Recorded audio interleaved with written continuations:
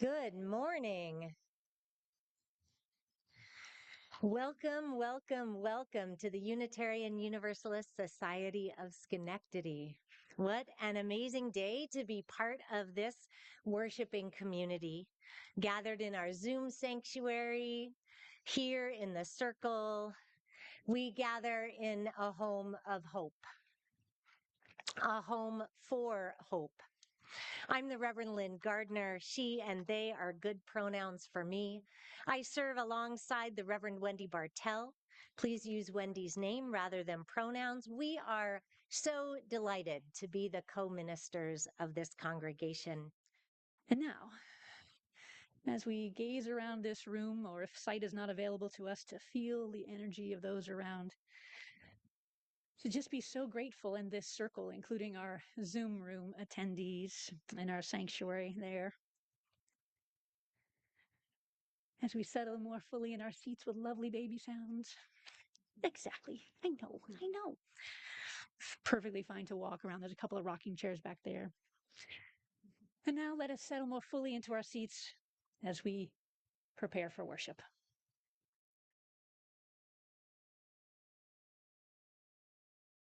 Good morning. I'm Kevin O'Connor, and I'm proud and pleased to stand here representing the stewardship team of this congregation. This year's stewardship campaign is a home for hope. We live in uncertain times. Our UU values of equity, justice, compassion, interdependence, pluralism, generosity, and transformation are under attack. Each day we learn of more suffering in a dramatically changed world. It's hard for us to imagine a world without love at the center. And yet, at this time, here we are. The Unitarian Universalist Society of Schenectady strives to be our home for hope, with room for despair and repair. You've turned to this circle in troubled times to gain understanding and strength from one another. You yearn to be part of a community and a wider world that retains love at the center. I know that I have turned to this circle in times of personal uncertainty. Even 30 years ago,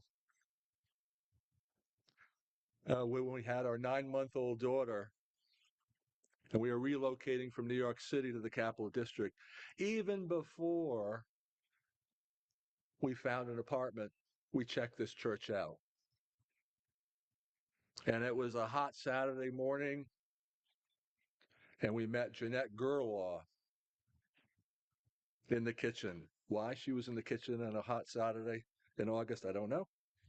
She welcomed us, gave us a nice tour, and wished us well, saying, "Come back. It's a good church." She's right. Then I recall the day after the World Trade Towers were attacked, and because we had just recently moved, and we gathered here in this great hall to try to comfort one another,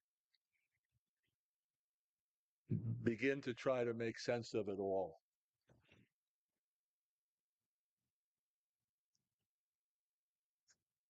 And then I'd like to share that recently, 8 months ago, when Betsy, my wife of 31 years, suddenly died, I came here,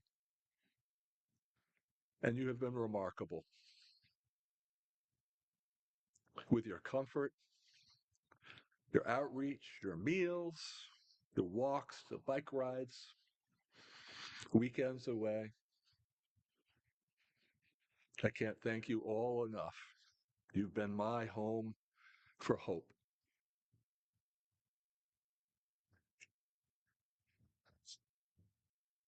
And I've listened to many of you since last November's election and during the past several weeks. I've noticed you have come here seeking connection in a divisive society and searching for sanctuary from hate. And here you've been searching for hope. And we've received gifts from our co-ministers and worship associates from this pulpit. We've shared our fellowship, understanding, receiving our grief, finding moments of peace and respect for justice and compassion. In these troubled times, it's been a home for hope. We can't take the Unitarian Universalist Society of Schenectady for granted. We are self-funded. Each year, we ask members to pledge their financial support for the upcoming year. We have fantastic staff and co-ministers, and we want to compensate them fairly. The cost of tending to our congregation, its buildings, the grounds, these costs only increase. This year's stewardship campaign goal is at least $490,000. Members of the Board of Trustees and the stewardship team have already committed to $85,550 in startup pledges, and we're nearly 17% toward that goal. I decided to increase my pledge by 10%, raising my annual contribution to $5,800. This represents about 9% of my take-home wages. It's a contribution I feel good about. And I contribute this amount because I can. And I know other households in this congregation who cannot contribute that amount. In our society, money reflects value. What is important? What is essential?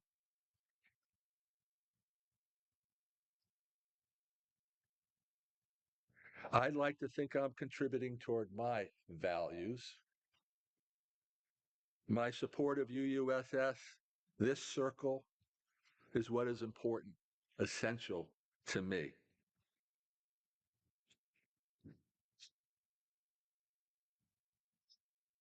As you heard following today's service,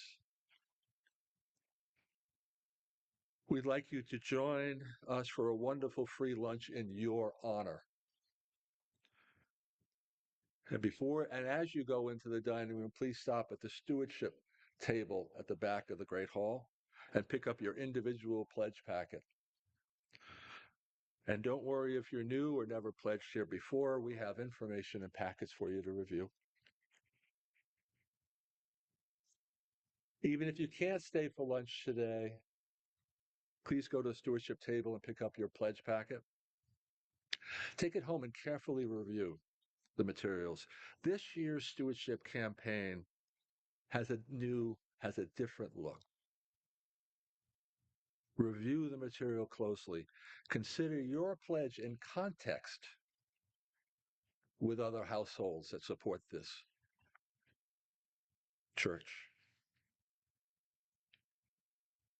For those who live abroad or those who need to leave without dining, please go to our website and pledge online.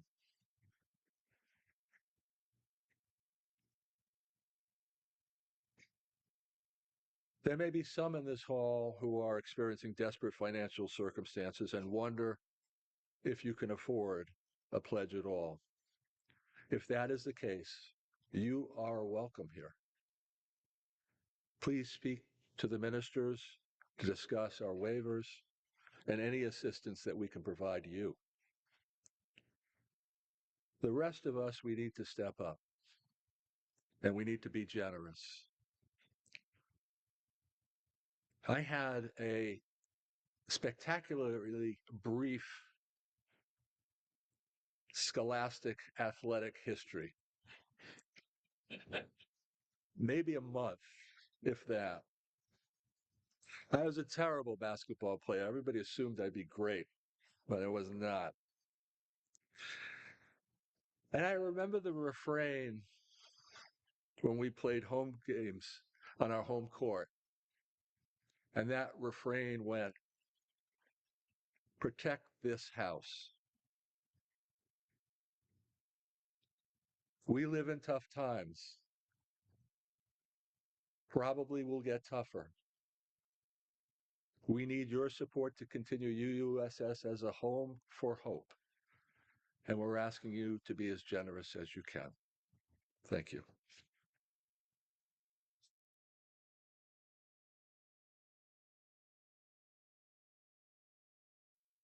Good morning. I'm Chris Hamelink. My husband Drew and I have been members here, it feels like forever. And I'm lucky I get to share our story with you. And Drew is with the kitchen crew right now working on the fantastic meal that we hope you will all stay for. Drew and I first came here 42 years ago. We were looking for a non-creedal religious education program for our sons, Craig and Mike. We were overjoyed to find that here. With our very first visit, we felt like we had come home, a home that we didn't even know existed before this. After 3 months, Mike's RE kindergarten teacher became ill, and the RE director at the time, Nancy Bogdanowitz, asked if we would fill in for the rest of the year. We were pretty hesitant. We felt like we were brand new and we weren't too sure, but Nancy was very encouraging. So we agreed, and it was quite an experience. The kindergarten class had 16 kids. It had 4 girls, and it had 12 very energetic boys. I taught the class, I read the stories, I did the arts and crafts, I did the snack, and the girls loved all of that. Drew's job was to corral the boys who randomly headed for any of the 3 exits from the room. I think we did good enough. We enjoyed it, and we didn't lose any of the kids. We were also able to learn a lot about UU through the stories that we learned in order to share with the kids. And that's how our journey with this wonderful congregation began. There's so many fantastic ways to volunteer here. Over these 4 decades, I have taught more RE courses. I was a member of the RE Council. We called it a council at the time, not the teams like we do now. I was on the social action, social justice team, the stewardship team, the board of trustees, and more recently, the UU the Vote leadership team. Drew found his place in buildings and grounds and with the gardening team. There are so many ways to contribute here to make a difference for the congregation. Today, I'm fortunate to be active with the Green Sanctuary, with the membership team, with the board of the Daytime Women's Alliance, and with EBWA, which is the evening branch of the Women's Alliance. Each team has important contributions to make. The most important part for me are the friendships that we make along the way. While I was on the social action team, I was our congregation's delegate to SICM, Schenectady Inner City Ministry, which is now known as Sycamore. For several years, I recruited about 20 volunteers from this congregation to help serve the free summer lunches in the park for the kids who needed to have lunch in the summer. When I retired from my career with the state, I was surprised and honored when SICM asked me if I would manage their entire free summer lunch program across all 16 sites in the city, and we'd be serving about 30,000 lunches over the summer. I agreed to do this for 2 years, and actually I stayed for nearly a decade. This wonderful experience only happened because I was a member of this congregation. Another favorite social justice program for me was refugee resettlement. Our congregation had resettled individuals and families from Bosnia and from Iraq.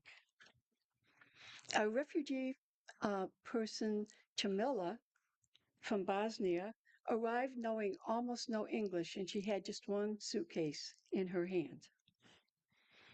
When she was here a few weeks, I asked her if she needed something.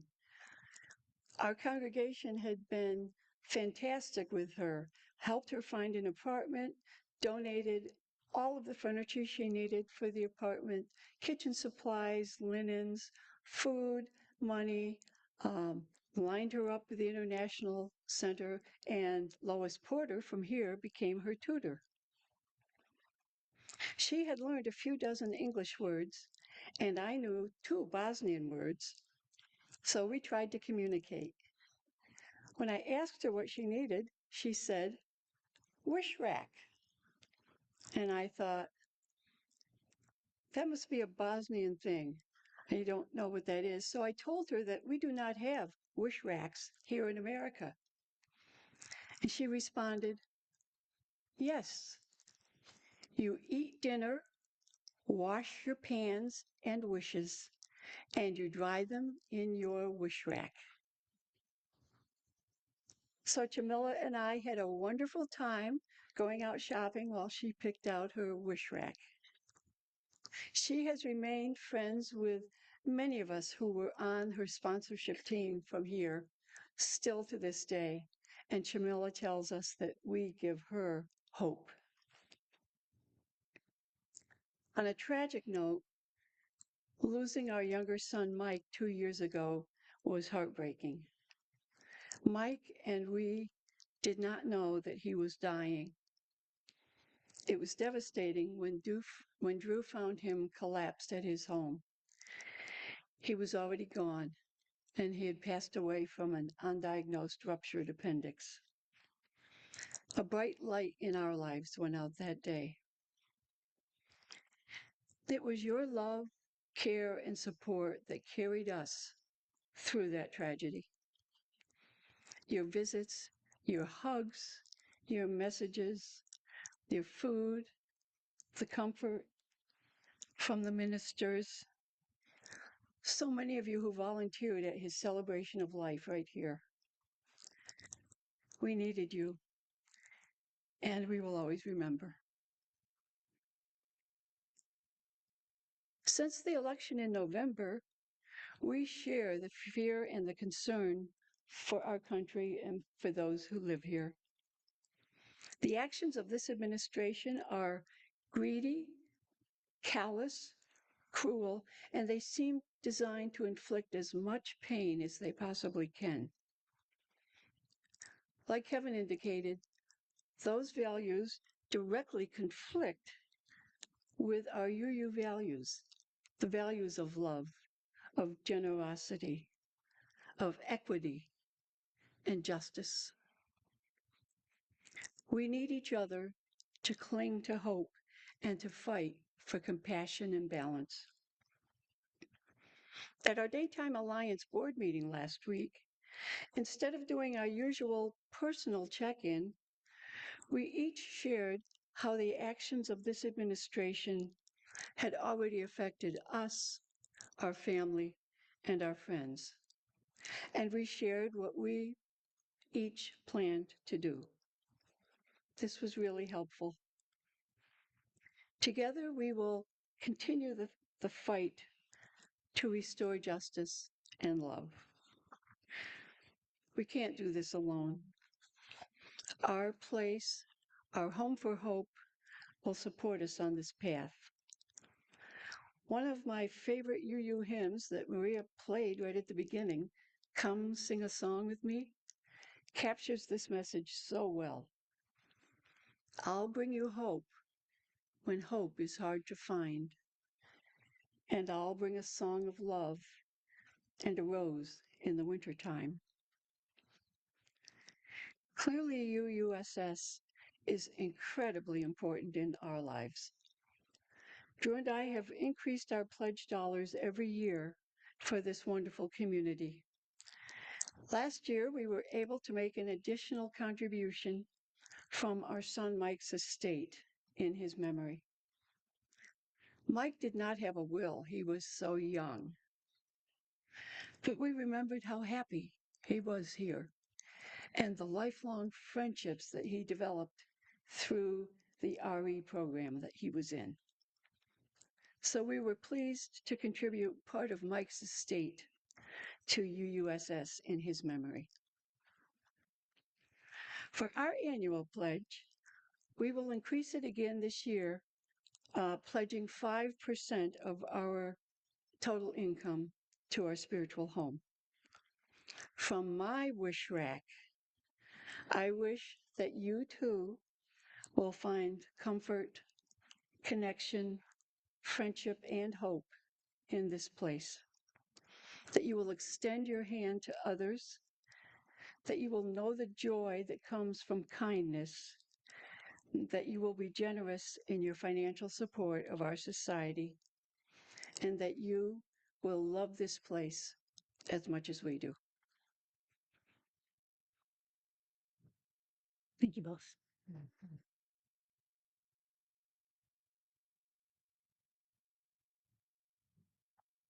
Our March theme is sharing our stories, listening together. And we are so grateful to Kevin and Chris and Drew in proximity here for their stories and for their generous support of this Home for Hope.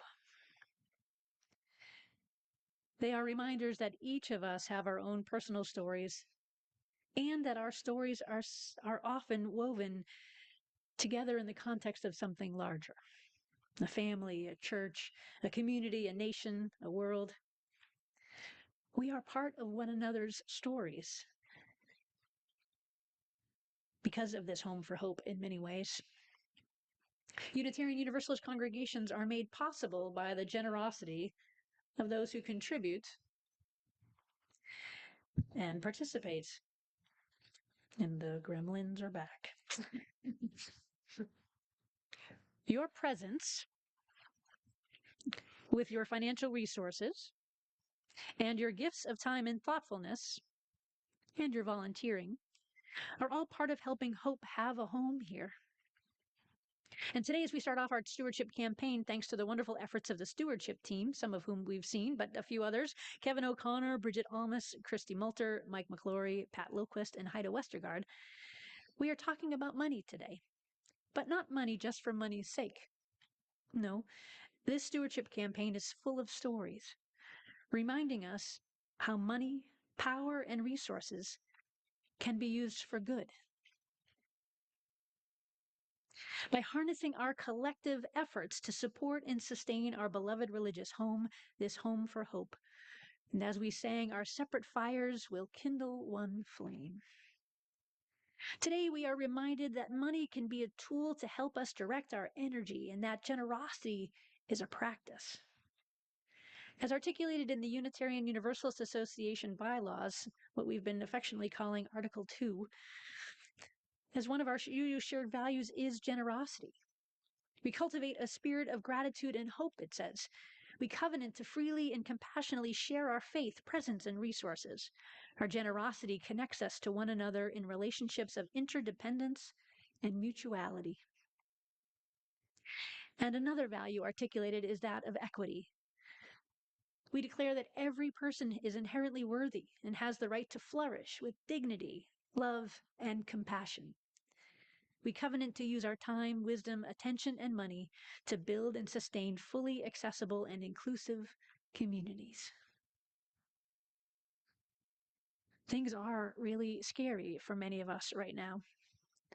There are folks in DC and, of course, other places who are wreaking havoc on our country and in the world over and over again.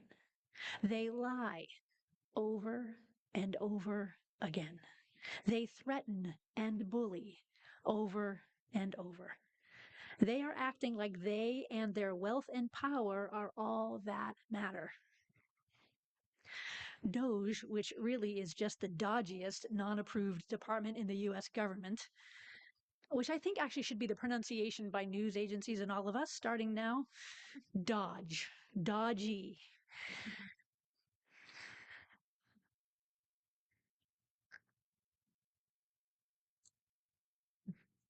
Which would be kind. Congress does not yet seem outraged enough about the executive branch power grab, about the lies that are being told to the American people, about the risk of our personal data, Social Security, and so on. We are not all right. We are not all right. We heard that in the song. The Hope Singers, named for today, share that Bang Sing song, Hope Comes.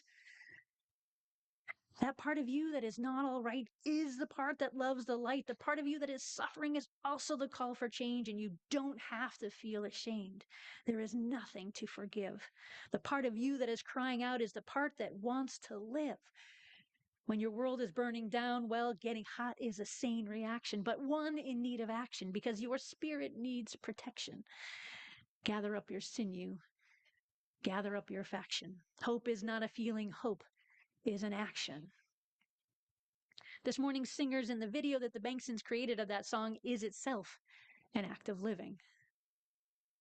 Check that video out. Check out all of their videos, actually. They're phenomenal musicians and humans.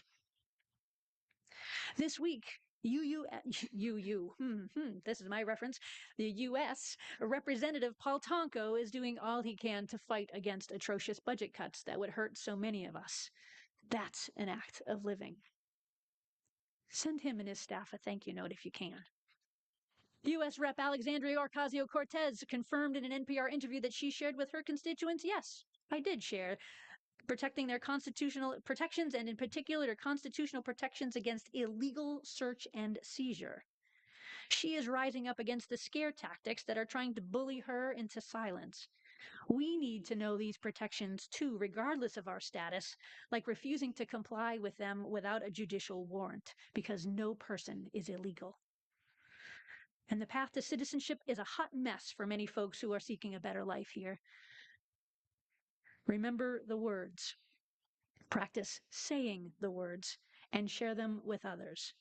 I do not consent to speak to you without an attorney present. I do not consent to speak to you without a lawyer present.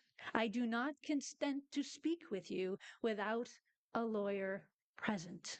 Teach that to others while we still have that right. What? Without my lawyer.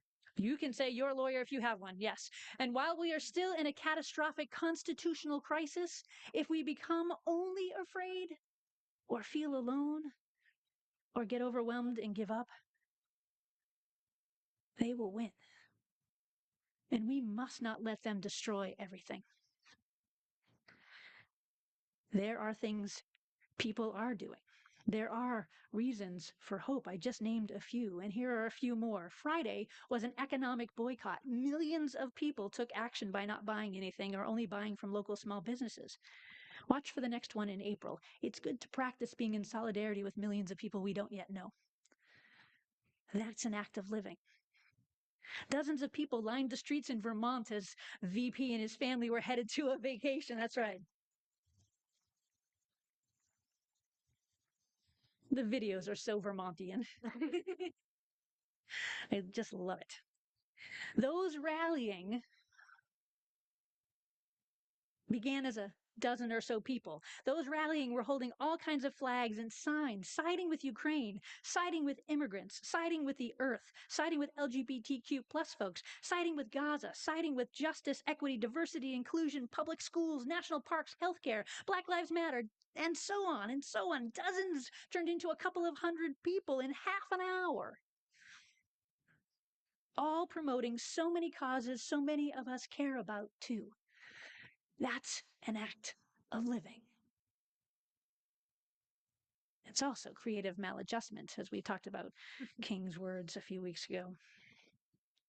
And this Tuesday, we get to practice an act of living. At 8:30 p.m., people in the community will gather at Schenectady City Hall, organized by the League of Women Voters, in a gathering called Light for Our Democracy. Hope comes from the place where the hurt come, and a lot of us are hurting right now. We can't just wait for hope to show up. Hope is an action, and it needs us to act. Polly Murray was an American civil rights activist, advocate, legal scholar, author, and later in her life, an Episcopal priest. She knew how precious hope can be and that it is worth sustaining and protecting.